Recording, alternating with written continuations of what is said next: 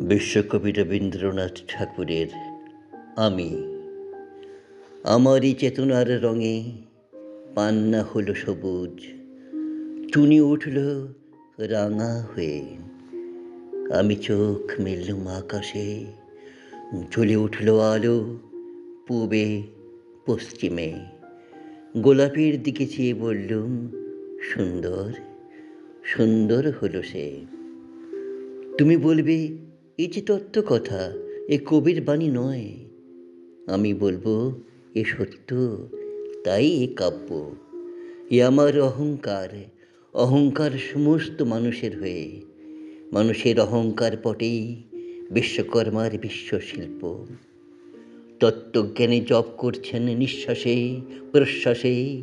না না না, না পান্না, না চুনি, না আলু, না গোলাপ, না আমি, না তুমি।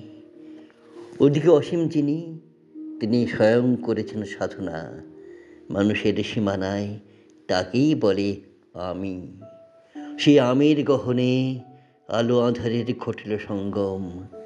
দেখা দিল রূপ, জেগে উঠল রস। না কখন ফুটে উঠে হলো হাঁ। মায়ার মন্ত্রে, রেখায় রঙে, সুখে দুঃখে। একে বলো না তত্ত্ব, আমার মন হয়েছে পুলকিত।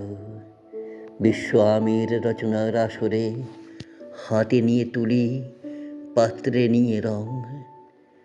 পণ্ডিত বলছেন, বুড়ো চন্দ্রটা নিষ্ঠুর চতুর হাসি তার। মৃত্যুদূতের মতো গুঁড়ি মেরে আসছে সেই পৃথিবীর পাঁজরের কাছে। একদিন দেবে চরম টান তার সাগরে পর্বতে। মর্ত্যলোক মহাকারের নূতন খাতায় পাতা জুড়ে নামবে একটা শূন্য। গিলে ফেলবে দিন রাতের জমা খরচ। মানুষের কীর্তি হারাবে অমরতার ভান। তার ইতিহাসে লেপে দেবে অনন্ত রাত্রির কালি। মানুষের যাবার দিনের চোখ বিশ্ব থেকে নিকিয়ে নেবে রং। মানুষের যাবার দিনের মন ছানিয়ে নেবে রস। শক্তির কম্পন চলবে আকাশে আকাশে, জ্বলবে না কোথাও আলো। বিনাহীন সভায় যন্ত্রীর আঙুল নাচবে, বাজবে না সুর। সেদিন কবিত্বহীন বিধাতা একা রবেন বসে নীলিমাহীন আকাশে, ব্যক্তিত্বহারা অস্তিত্বের গণিত তত্ত্ব নিয়ে।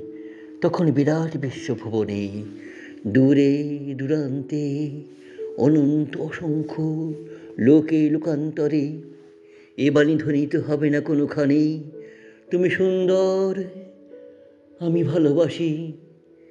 বিধাতাকে আবার বসবেন সাধনা করতে।